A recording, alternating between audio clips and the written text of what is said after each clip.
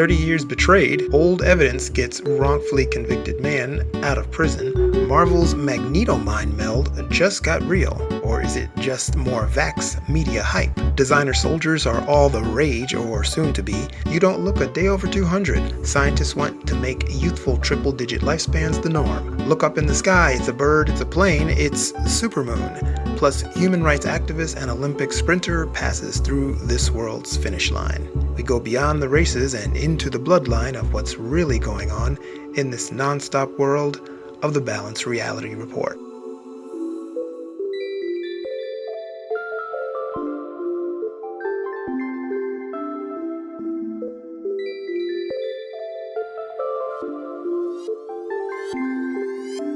After 30 years in prison, a Philadelphia, Pennsylvania, USA man named Eric Riddick was released last week.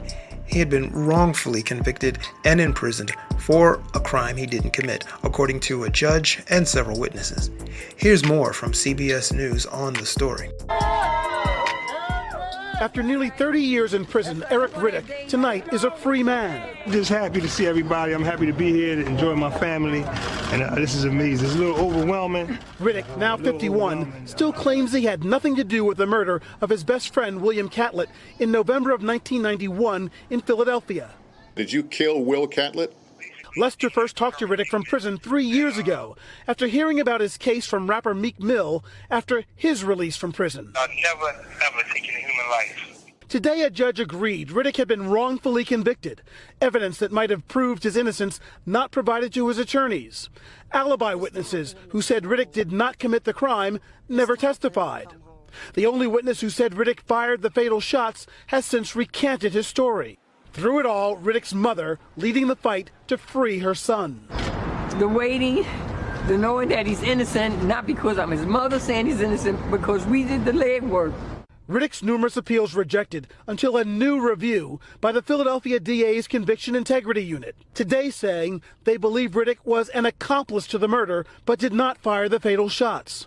Riddick agreed to plead no contest to third-degree murder and was freed because he's already served 29 and a half years. You're not fully satisfied with the outcome today? I'm not, no. I'm happy he's getting released after 29 years in jail. But I think that the evidence should always rule the case, and the evidence is that he's not guilty. Riddick vowing to continue the fight. There's a lot of other innocent men in prison. For others behind bars claiming, like him, they deserve to be free. Ron Allen, NBC News, Philadelphia. You might be wondering why Mr. Riddick pled guilty to a lesser third-degree charge. Fact is, prosecutors get job incentives for racking up convictions. Ever since Reconstruction and the takeover of America by invaders, the focus has been on maintaining control over Aboriginal males primarily, economically, and through the judicial system. Prosecutors and defense attorneys make concessions which always spell jail time for a hapless defendant who more than likely will not be granted bail or cannot afford the bail amount. This means that the accused will stay in jail until his case is resolved. It's no coincidence that most courts are satisfied of the defendant's alleged guilt and typically urge a defendant into accepting a plea. In cases involving innocent Aboriginal men, all parties involved, that's defense attorney, prosecutor, and judge, do not strive to keep the innocent from imprisonment, even when an innocent defendant professes to be guilty.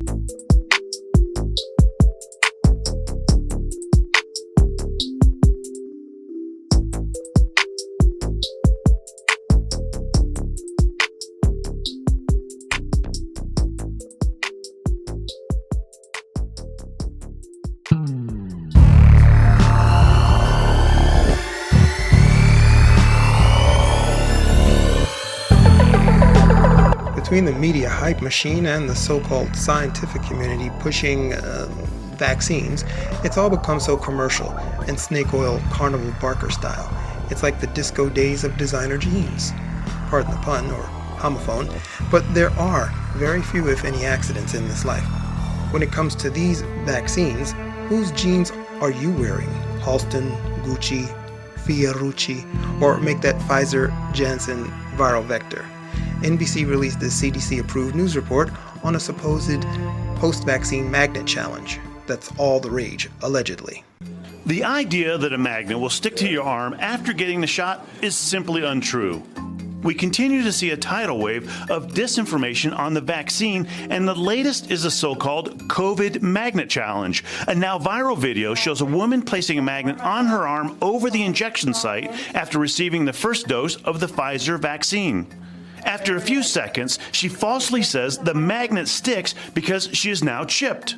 You go figure it out. You're chipped. But there is absolutely no evidence the vaccine contains any ingredient that would turn your arm magnetic. The FDA's Pfizer vaccine fact sheet also contains the ingredients. No metal particles are listed, and magnetism isn't a side effect on any of the shots. This is easily debunked if we just look at what goes into the shots. In the Pfizer and Moderna shots, they are composed of RNA, lipids, proteins, sugars, and salts. And the Johnson & Johnson is an adenovirus with modified DNA.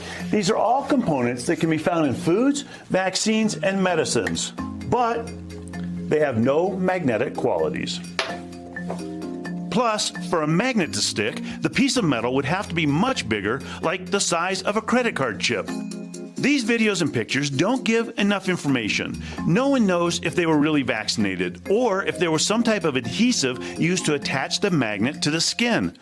What is fact, though, about 60% of the U.S. adult population has received at least one shot of the COVID-19 vaccine. It's safe, effective, and continues to be one of the best weapons against the virus. Vaccine conspiracy theories are not going away. Remember to get all your information from trusted sources like the CDC, FDA, and your doctor.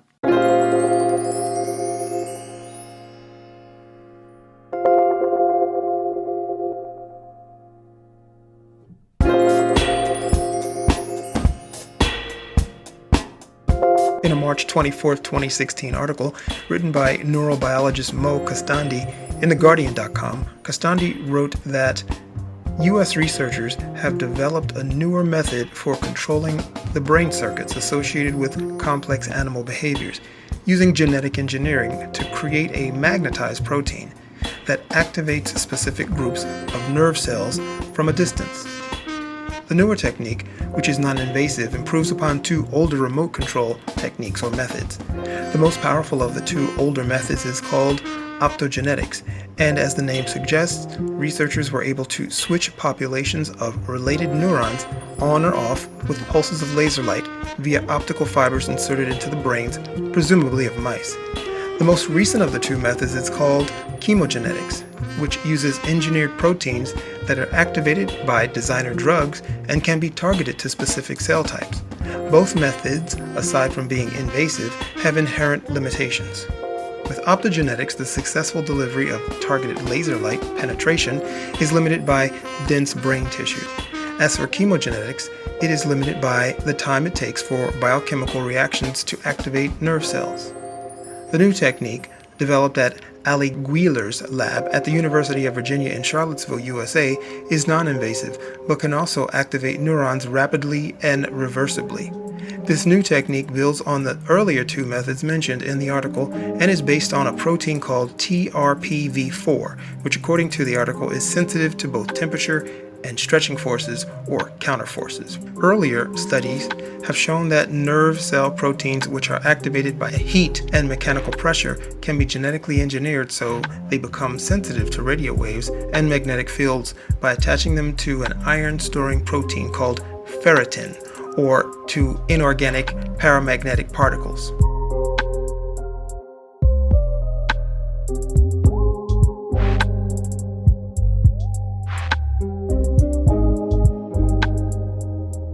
And now we go from designer gene vaccines to designer soldiers. Is there a connection with an alleged rise of artificial intelligence, or AI, and super soldiers?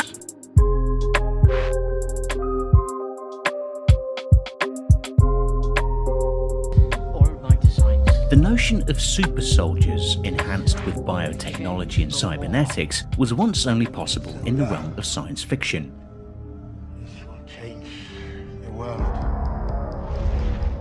Popular mediums such as books, comics and movies such as the X-Men, Judge Dredd, Ghost in the Shell, RoboCop, The Matrix have all explored the idea in some respect.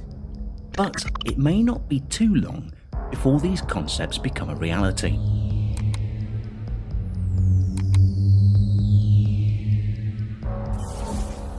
A new worldwide arms race is pitting countries against each other to be the first to successfully create real genetically modified super soldiers. Human enhancement technologies are being researched into ways in which we can change the very nature of us as humans, and this has important impacts on soldiers and the ways in which we fight wars. Many of these human enhancement technologies raise health and safety questions, and it is more likely these enhancements will first gain traction in countries, or even terrorist groups, that do not place as much weight on ethical concerns. Gene editing equipment has grown drastically cheaper and easier to use in recent years, and in countries without regulations, the ability to create genetic super soldiers could be within reach. According to US Intelligence Director John Radcliffe, China has conducted human testing on members of the People's Liberation Army in hope of developing soldiers with biologically enhanced capabilities. China is known to be engaged in experiments to boost the efficiency of soldiers in battle, and there is little evidence of exactly what Chinese research into enhancements has produced. Everything from implants that enable human wetware to interact with and share digital information with hardware, to gene editing through tools like CRISPR. Such work may one day allow China to grow superior troops, or turn regular soldiers into super soldiers. This has made the US military's top intelligence agencies increasingly worried that the Pentagon has sufficiently invested in its own research of extending the human senses beyond their current physical limitations to provide soldiers with superhuman abilities. The basics of brain-machine interfaces are being developed for the military, and if the results are successful, as the scientists hope they will be, soldiers could one day be enhanced with cybernetics, effectively becoming transhuman soldiers. The US military is also examining newly scientific tools like genetic engineering, brain chemistry, and shrinking robotics for even more dramatic enhancements. Most of this advanced technology remains classified. We want to find the most compelling use cases that we can find, the things that are most transformational, the things that will have the broadest application, and the things that will lead to innovation in the space. And so there's a balance here that we're trying to achieve. On the one hand, we're working some very cutting edge AI technologies with consumers, some pretty mature consumers. On the other side of the coin, we have partnerships with really important enterprises and organizations who haven't even really started their journey into AI. And so we've got to make sure that we have the right balance of investment in high-tech AI that moves the state of the art and shows the pathway for additional AI development and implementation, and then also helping consumers, with their first forays into the AI environment. DARPA announced that it is building a brain computing interface for human soldiers to control AI with their neurons. According to DARPA, this opens up the possibility of controlling drone swarms and other new military machines, but the field of biological enhancements for the warfighter encompasses everything from dietary supplements and neural stimulation to bionic limbs and brain augmentation. The soldier of the future could have amazing superhuman capabilities. The ultimate warrior could be able to see in the dark, hear a conversation from across the world, and be able to leap over tall buildings. Imagine the technology implanted in a future soldier, using a brain-computer interface which could enable soldiers to carry less equipment by connecting them directly to drones overhead, or by allowing them to access the internet to instantly pull up intelligence, secure video feeds, or even weapon systems. In the future, we'll be taking the soldier out of combat situations and putting them in virtual reality environments. We'll be making increasing use of robotics. We will be incorporating nanotechnology in tiny robotic systems. We will be relying more and more on robust self-organizing communication systems, and all of that was really on the fringe of future capability. It was kind of a gleam in our eye. And today there's really been a sea change in orientation and perspective, because that's very much the science and technology that we're creating now. And the process of going from these kind of conceptions to the reality in the battlefield is going to be greatly reduced. In fact, according to my models, we're doubling the paradigm shift rate every decade. As the human enhancement technology develops, the unpredictability of war will increase. This technology allows the brain to be accessed from afar. This means that soldiers can receive communication feedback or control of certain functions directly from a system that is remotely controlled by a computer. For example, the brain-computer interfaces can be used to enhance the human's cognitive capabilities in order to improve their judgment outcome based on the input it receives from sensors. Blast injuries, burns, and other wounds experienced by warfighters often catastrophically damage their bones, skin, and nerves, resulting in months to years of recovery for the most severe injuries and often returning imperfect results. This long and limited healing process means prolonged pain and hardship for the patient and a drop in readiness for the military. However, DARPA believes that recent advances in biosensors, actuators, and artificial intelligence could be extended and integrated to dramatically improve tissue regeneration. To achieve this, the new Bioelectronics for Tissue Regeneration program asks researchers to develop bioelectronics that closely track the progress and then stimulate healing processes in real time to optimize tissue repair and regeneration and dramatically reduce recovery time. DARPA hopes that this research will help make wounds less painful and more manageable. We have cognitive enhancements. These involve pharmaceuticals, brain stimulation, electronic brain stimulation, and other means to reduce the need to sleep and increase the capacity to operate under stress. There's also some interest in changing nutrition and eating. Some of the more extreme examples of this are changing someone's stomach so that they can digest cellulose, which means that soldiers can eat grass.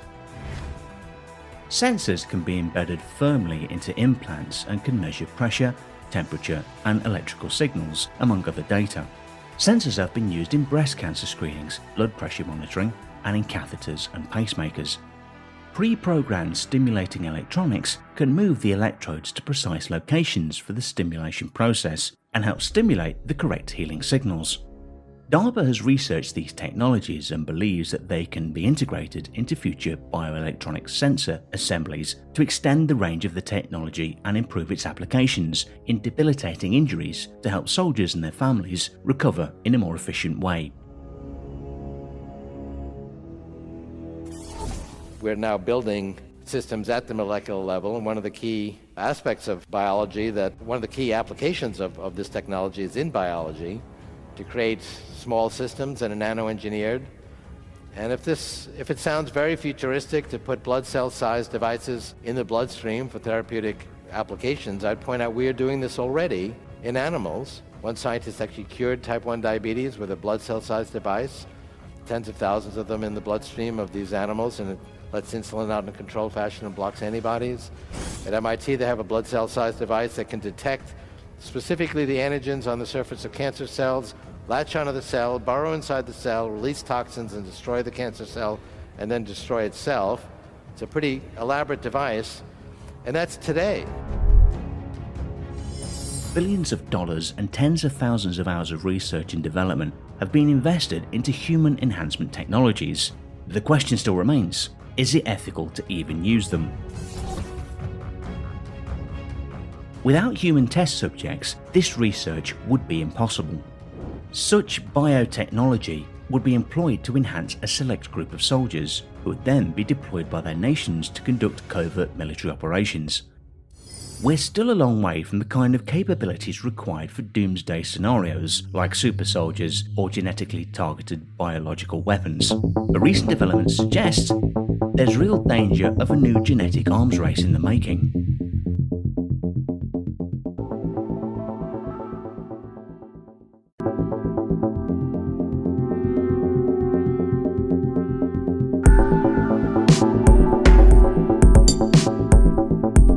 Imagine celebrating your bicentennial or longer.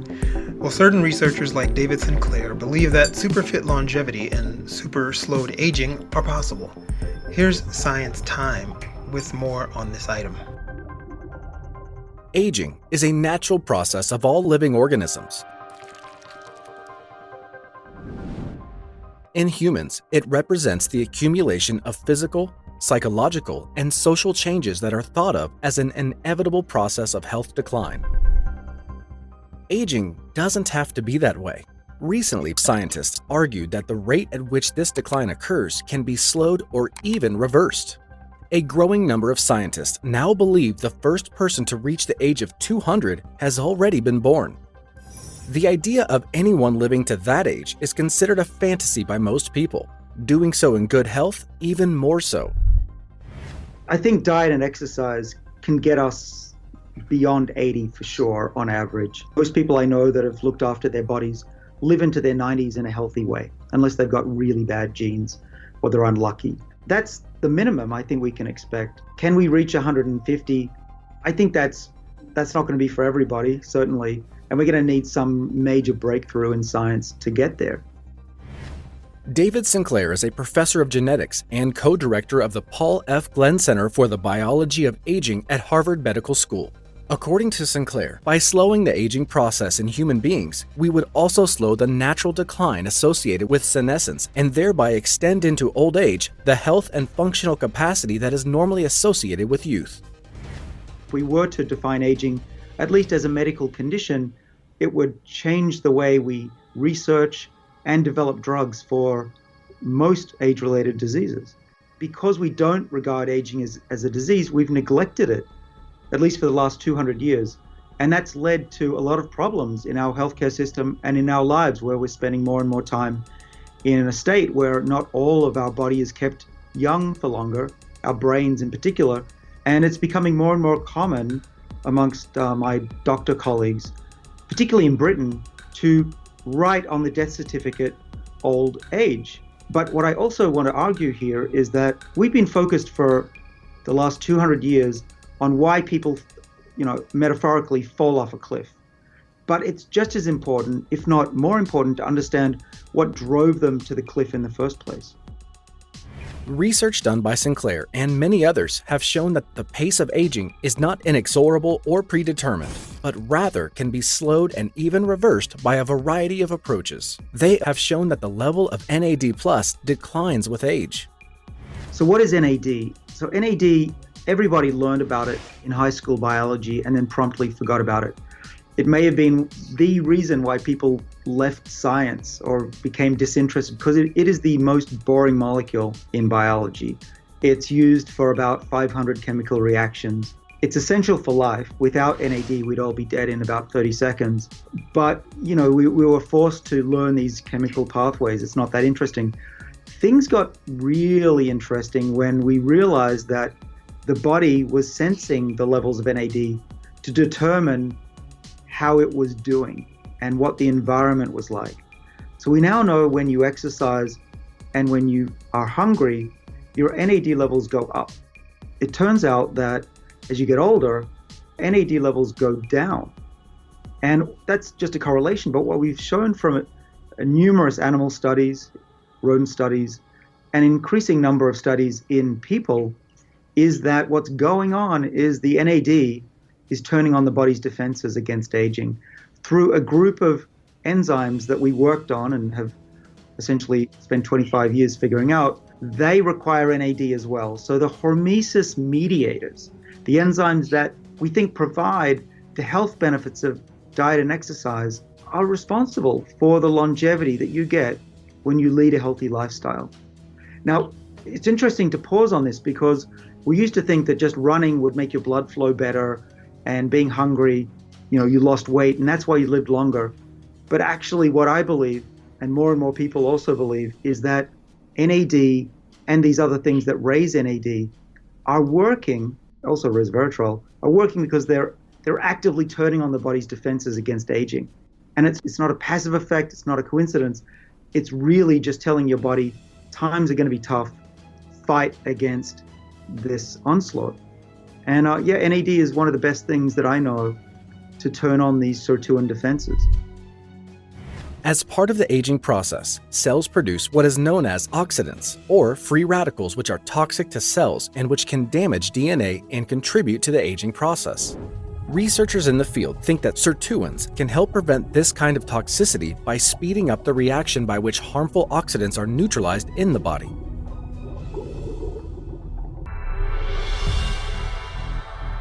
Although most people equate biological aging to the general state of senescence, Biological aging does not actually lead to death, but instead increases the susceptibility to many fatal diseases. Senescence, on the other hand, is caused by an accumulation of free radicals produced by the natural deterioration of cells. There is a mounting evidence that common aging-related diseases have a mitochondrial component, yet, surprisingly, little is known about what leads to the progressive loss of mitochondrial fitness during aging.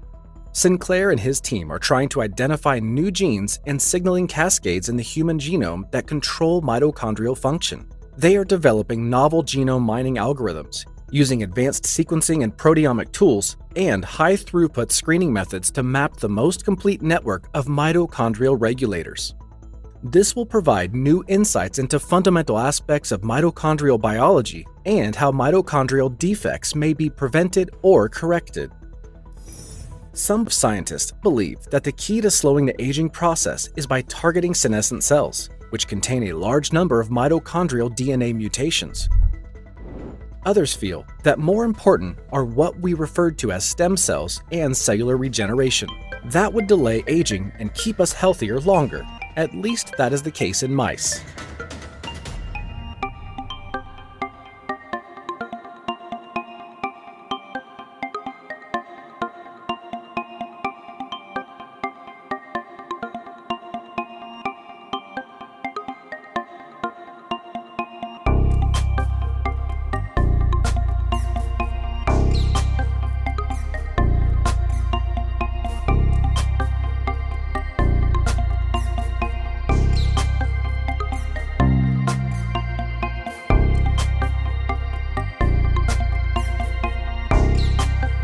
Last week, May 26 to be exact, certain parts of the world got to experience some or all of a special lunar event. This special event was a total lunar eclipse plus supermoon, or some call it a blood moon. Stargazers, astrologers, and astronomers alike all across the world got to witness this rare spectacle in the sky. Astronomical events like this one mean different things, for everyone interested that is, and some will go to great lengths to make sure they get a proverbial front row seat to see all the action as it happens, like 180 Australian passengers who immediately brought up every available ticket for one of Qantas Airlines' flights to nowhere. Qantas Airlines has been doing these scenic flights to nowhere for some time, but this one was extra special for passengers who paid upwards of $1,000 just for a closer look at the supermoon eclipse event. When a superflower blood moon takes to the skies, the name itself captures a lot of attention, but did it live up to the hype? From Hong Kong to Australia, Eyes to the Skies Wednesday as a rare celestial event took shape. First, a supermoon, which appears larger than a normal full moon. You can see it rising here over ancient ruins in Greece. As for the blood part, well, that's because in some parts of the world, including the western US, it coincided with the first total lunar eclipse in 2 years, turning the moon a dusty red and giving it another name, the blood moon.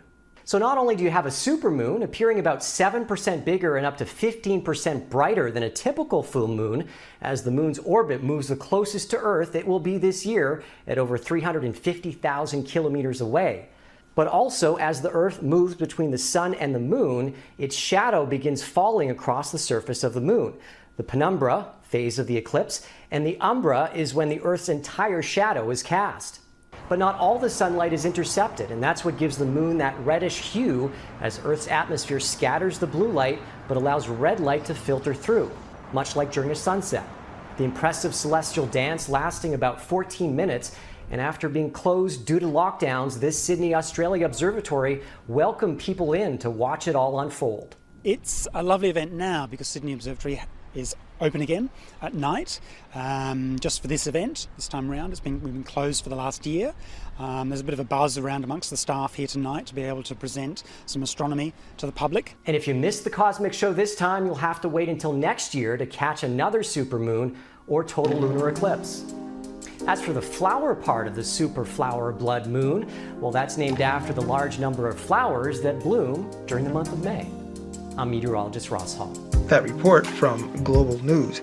After researching this event, I wanted to find out why both media and scientists use ambiguous or contradictory terms when talking about this super moon lunar eclipse.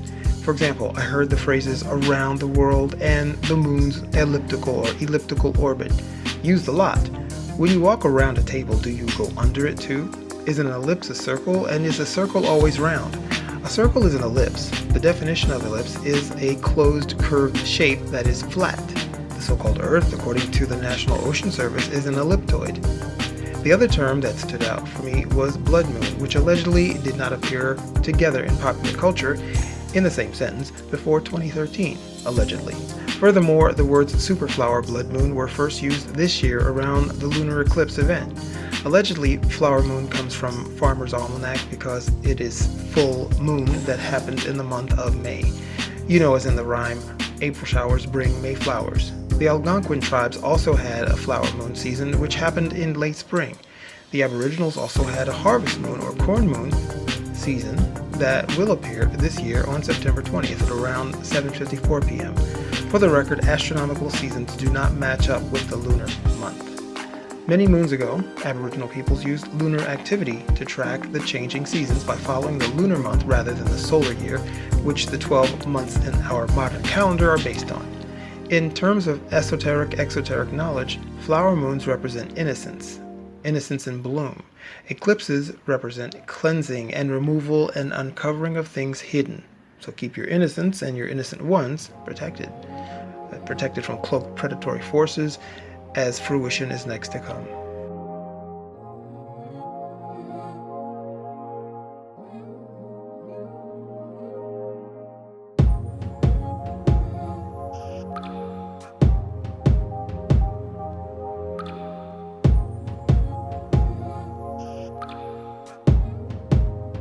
Another famous persona transitions in mid-2021, this time Olympian sprinter and human rights activist Lee Evans. Mr. Evans became famous for his record-breaking gold medal win in the 400-meter dash at the 1968 Olympics in Mexico City. He became infamous in the eyes of the Olympic Committee, the Caucasian-owned media, and U.S. politicians when he and two of his teammates, Tommy Smith and John Carlos, raised their fists in what they believed was a salute in support of so-called black empowerment during the playing of the U.S. national anthem. The Olympic Committee would later strip all three Aboriginal athletes of their medals. Fact is, the raised clenched fist symbol did not originate with the so-called Black Panther Party, which had formed 2 years earlier. Allegedly, during the Spanish Civil War of 1936, the symbol represented support of Marxist, socialist communism, and opposition to anti-labor fascism. During that time, the so-called raised clenched fist, minus hammer and sickle, allegedly became a symbol of the revolution, which was led by a military group which gave rise to General Francisco Franco, who, by the way, is still dead. Anyway, Marxist socialist communism was started by German-born Karl Marx, who allegedly came from a lineage of rabbis. Check out this 1968 ABC News report on that milestone moment in his history of the world and the Olympic competitions. Note the use of the labels Negro and Black used by the participants in this interview. The United States leads the Olympics in medal awards and is just about supreme in the sprint races, thanks to men like Tommy Smith and John Carlos. Yesterday, they came in first and third in the 200-meter dash, and then stood on the victory platform with bowed heads, wearing black socks and gloves in a racial protest.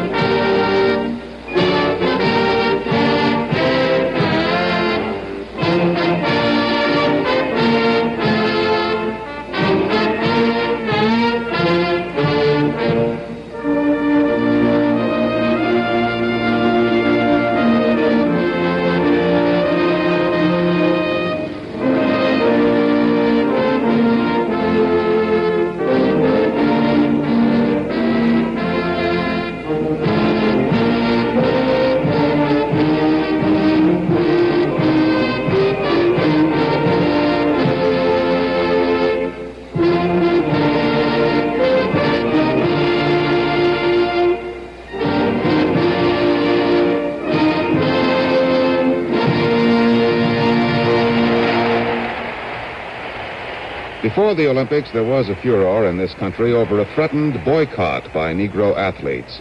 Then most of them decided that participation in the Olympic would further the cause of civil rights in this country and abroad. The Negro athletes wear buttons reading Olympic Project for Human Rights. There were some boos in the stadium last night. ABC sports editor Howard Cosell spoke to Tommy Smith after he accepted his gold medal. Tommy, would you explain to the people of America exactly what you did and why you did it? First of all, Howard, I would like to say I'm very happy to have won the gold medal here in Mexico City. The right glove that I wore on my right hand signified the power within Black America. The left glove my teammate John Carlos wore in his left hand, made in art, my right hand to his left hand, also signify Black unity. The scarf that was worn around my neck signified blackness. John Carlos and me wore socks, black socks without shoes, to also signify our poverty. And this is the motivation, the symbolism of what you did. Now, do you think you represented all Black athletes in doing this? I can say I represented Black America. I'm very proud to be a Black man, as I said earlier, and also to have won the gold medal. And this, I thought, that I could represent my people by letting them know that I'm proud to be a Black man.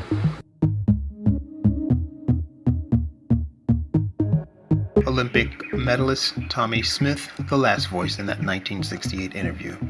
A bronze-complected man who believed he was a so-called black man. If he stood next to a black wall, he would still be obviously visible. To paraphrase a misguided prophet named Hosea, my people perish for lack of knowledge. And with that, it's a wrap for this installment of the Balanced Reality Report. As always, special props to field and content producer Chris R., editing by A. Kanak, Balanced Reality Report theme songs by E.O. Haya, featured background music supplied by Lily J., Arulo, Michael Ramir, Francisco Alviar, and of course by the kind folks at mixkit.co. Until next time, this is presenter Pharoh. Let death take my enemies by surprise. Let them go down alive to the grave. And remember to support the report. Just use the links in the description for this medium.